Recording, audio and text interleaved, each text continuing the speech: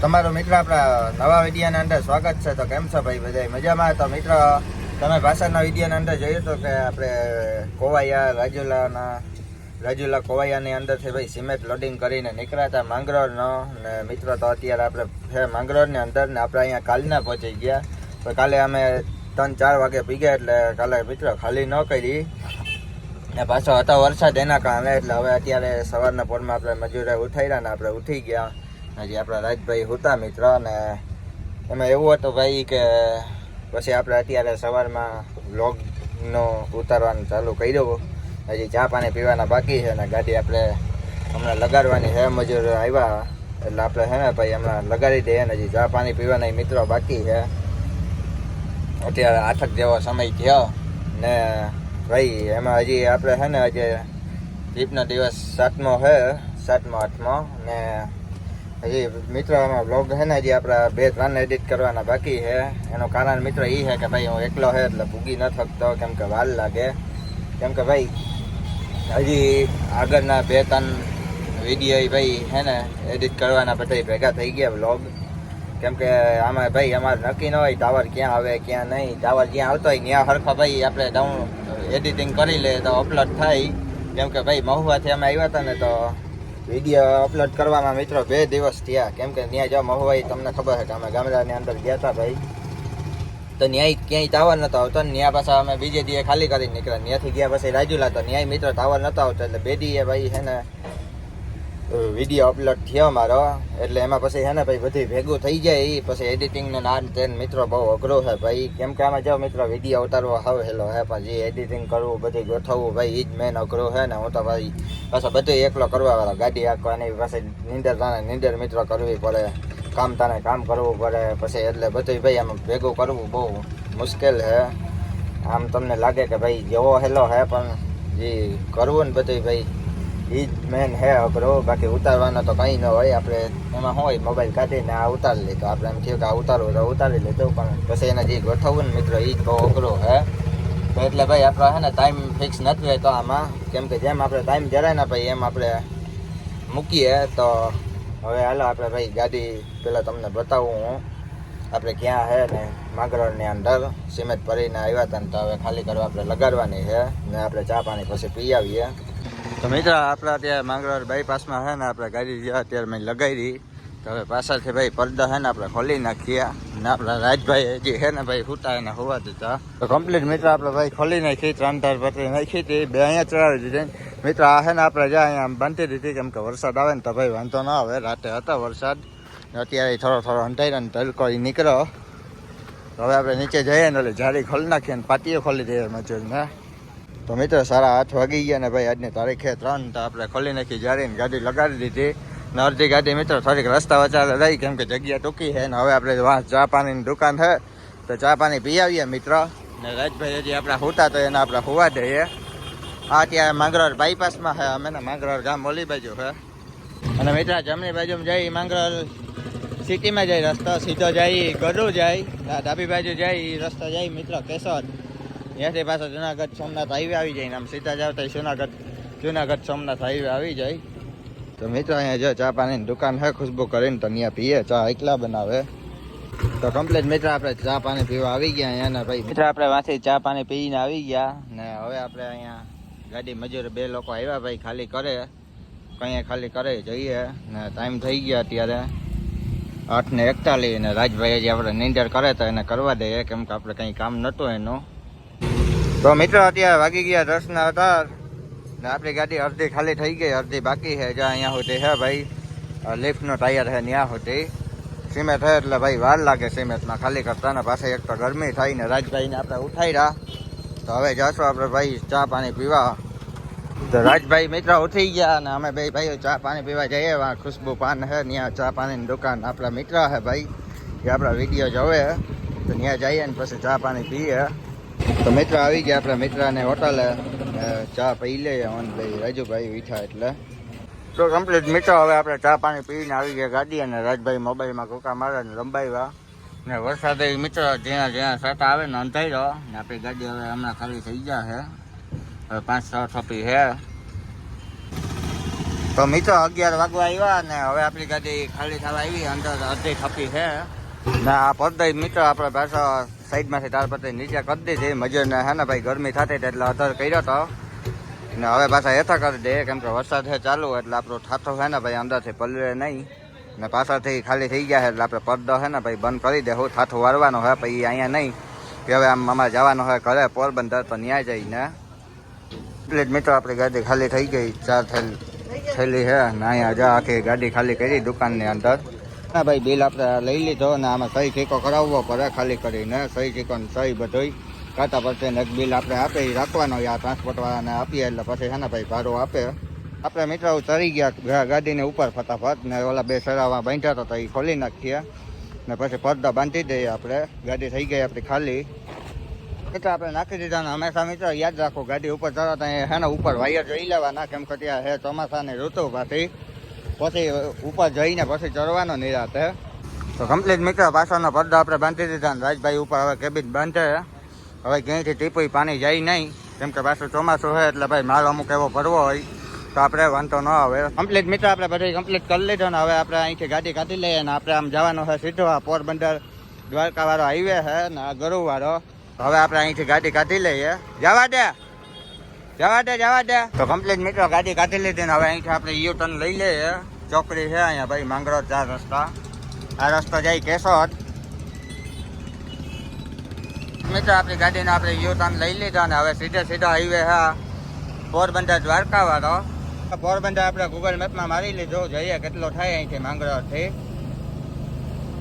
તો પોરબંદર થાય મિત્રો 80 કિલોમીટર 81. અહીંથી ભાઈ આપણે માંગરોળ ને માંગરોળ પછી સીધું છે ને આવશે માધવપુર પછી પોરબંદર જિલ્લાની હદ શરૂ થઈ જાય. આ માંગરોળ આવ્યું જુનાગઢ જિલ્લામાં. તો આ મિત્રો માધવપુરથી પછી સીધું પોરબંદર દરિયાના કાંઠે આપણે જવાનું છે અને હમણાં અહીંયા અને મિત્રો માંગરોળ ખાલી 4 લાઈન છે બાકી ઘરોથી લઈને માધવપુર સુધી ડબલ પટ્ટી રસ્તો છે ને રસ્તો મિત્રો 1 નંબર છે ગોલી જેવો ને પછી નેઠે આવી જાય 4 લાઈન હાઈવે માધવપુરથી. તો મિત્રો અત્યારે અમે પહોંચવા આવ્યા માધવપુરથી 3 કિલોમીટર પહેલાં છે ને વરસાદ થઈ ગયો ઝીણા ચાલુ ને માધવપુર વટીને હમણાં દરિયા કિનારા મિત્રો આવી ગયા છે માધવપુર બીચ. ત્યાંનો એ વ્યૂ મિત્રો અત્યારે 1 નંબર હશે. આપણે જઈએ આગળ બતાવી. તો કમ્પ્લીટ મિત્રો આપણે માધવપુર ગામની અંદર પહોંચી ગયા ને વરસાદ થઈ ગયા ફૂલ ચાલુ. આમ તમે મિત્રો જોઈ શકો ભાઈ અહીંથી હવે પોરબંદર જિલ્લાની હદ ચાલુ થઈ જાય. આ બધી પોરબંદર જિલ્લામાં આવી જાય. ખેતરમાં છે ને પાણી ભરાઈ ગયા ને માધવપુરનો બોર્ડ આવ્યા માધવપુરની અંદર પૈસા એટલે ને મિત્ર આ છે ને માધવપુર છે ને અને ઘેર તરીકે ઓળખવામાં આવે માધવપુર ઘેડ ને અહીંયા મિત્ર પાણી છે ને દુનિયાનું ભરાઈ જાય કેમ કે અહીંથી છે ને ભાઈ નિકાલ નથી ક્યાંયથી પાણીનો એટલે ખેતરો વાળાને ભાઈ ચોમાસામાં બહુ તકલીફ પડે માધવપુર સાઈડના લોકોને. જો ભાઈ વરસાદ કેવો ફૂલ એટલે ફૂલ ચાલુ છે. આકાશમાં કંઈ ઉઠતું નથી કેમ કે વાઈફર આપણું બંધ છે. ભાઈ પાણી આવી ગયો અહીંયા જો પાણી ભરાઈ ગયો બધી સાઈડમાં. તો કમ્પ્લીટ મિત્ર આપણે છે ને ભાઈ માધવપુર પાસ કરી લીધો જો અહીંયા દરિયા કિનારો આવી ગયો. દરિયાનો વ્યૂ ભાઈ 1 નંબર છે જોઈએ જેવું. અહીંયા બીચ છે ભાઈ કોઈ આવતા હોય તો આવજો ફરવા બહુ મજા આવે એવું છે ને. દરિયે અત્યારે તોફાની થયો. હવે અહીંથી 4 લાઈન રસ્તો આવી જશે ભાઈ.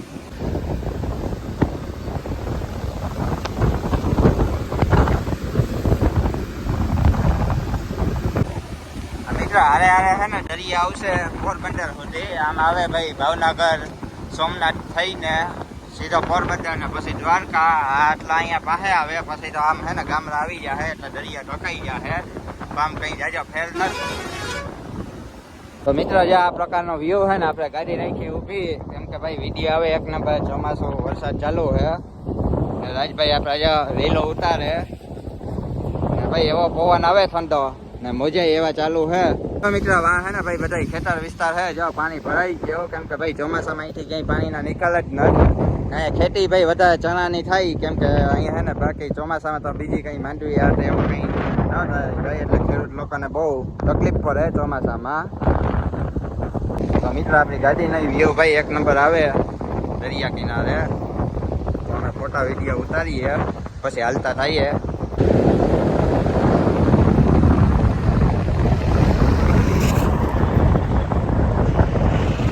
મિત્ર આપણે ફોટો વિડીયો ઉતારી લીધા, ફોટા પાડી લીધા અને વિડીયો ઉતારી લીધા. ભાઈ હવે ઘરે જઈ લઈને આપણે અહીંથી હાલતા થઈ ગયા. હવે પોરબંદર રહ્યો મિત્ર અહીંથી 60-62 કિલોમીટર. તો પહેલાં આગળ જઈએ ને પહોંચીએ આપણે પોરબંદર. ભાઈ ફૂલ હરખમાં છે કેમ કે આજે ભાઈ 7-8 પછી અમે જઈએ ઘરે, એટલે ગમે ને ભાઈ આનંદ તો આવે જ.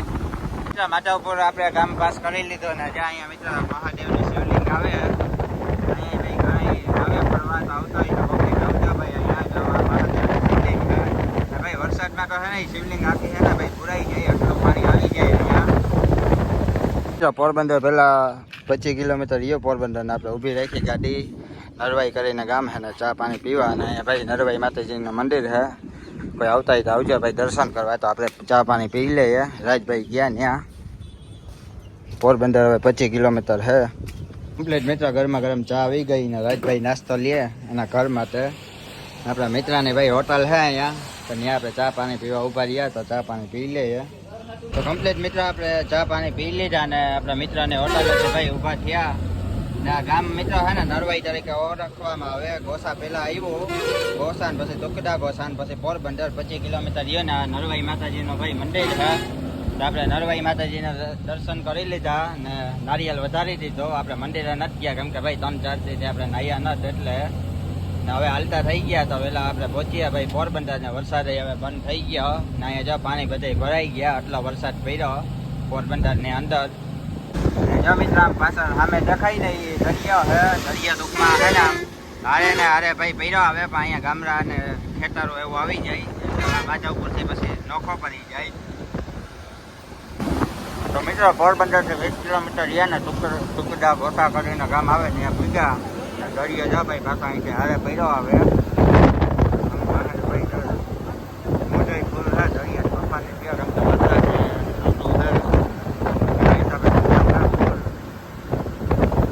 પોરબંદર અમે પહોંચવા આવ્યા. રાજકોટ 188, દ્વારકા 118 ને ઓખા 149 અહીંથી. ને મિત્રો જ્યાં રસ્તો છે ને ભાઈ પોરબંદર સિટીમાં જાય, જ્યાં અહીંયા બોટ માર્યો મિત્રો મારી લીધો પોરબંદર સિટી તરફ ટર્ન. કેમ કે હવે આપણે જવાનું છે આમ બોખીરા સાઈડ, અહીંથી પોરબંદર સાયા ને સાયા પછી બોખીરા અમારે જવાનું છે પોરબંદર જિલ્લાની અંદર. ને ઓલો બાયપાસ હતો એ સીધો હાઈવે જાય દ્વારકા. તો સમય અત્યારે મિત્રો થઈ ગયા 12:51 ને પોરબંદર હવે 12 કિલોમીટર રહ્યો અહીંથી. ને અહીંયા ઓરદર ગામ આવે પેલા.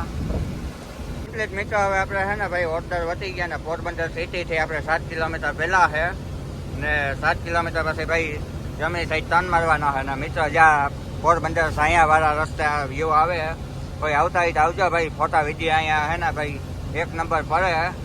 અહીંયા ગાડી રાખવાની મિત્રો મનાઈ છે, ખાલી 4 વ્હીલર ને હોન્ડાવાળા આવતા હોય તો એના માટે શૂટ છે, એટલે આપણે ઊભી નથી રાખતા. નકર બતાવત ભાઈ વ્યૂ છે 1 નંબર.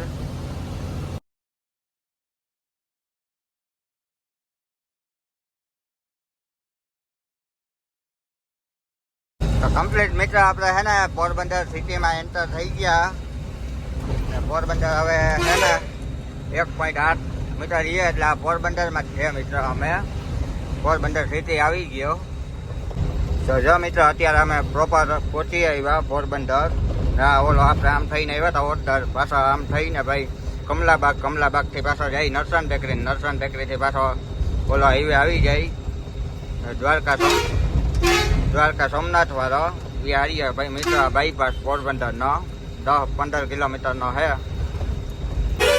ને આ રસ્તાને મિત્રો છે ને ભાઈ બિરલા તરીકે ઓળખવામાં આવે, કેમ કે અહીંયા મોટી બિરલા કંપની છે. પેલા આ રસ્તા મોટા વાહનો માટે ન એન્ટ્રી લાગતી, બપોરે 12 વાગે ખુલતી ને રાતે, એટલે હવે ભાઈ ખુલ્લી કરી નાખી 24 કલાક માટે, કેમ કે ભાઈ ગાડીઓ વાળાને તકલીફ થતી.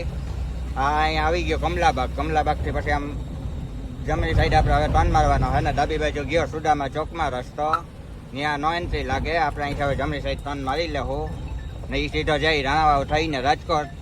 તો કમ્પ્લીટ મિત્રો આપણે છે ને જમણી સાઈડ ટર્ન મારી લીધો. હવે આગળ આવશે નરસણ ટેકરી, ત્યાંથી આપણે આમ ડાબી બાજુ જવાનું હોય બોખીરા સાઈડ ને બોખીરાથી પાછો દ્વારકાવાળો હાઈવે આવી જાય ને સીધો ગયો ભાઈ. હવે સીધો છે રાજકોટવાળો હાઈવે. રાજકોટ અહીંથી છે ને મિત્રો 180 કિલોમીટર થાય. અહીંથી રાણાવાવ ને રાણાવાવ પછી કુતિયાણા ને જેતપુર ને ગોંડલ ને રાજકોટ.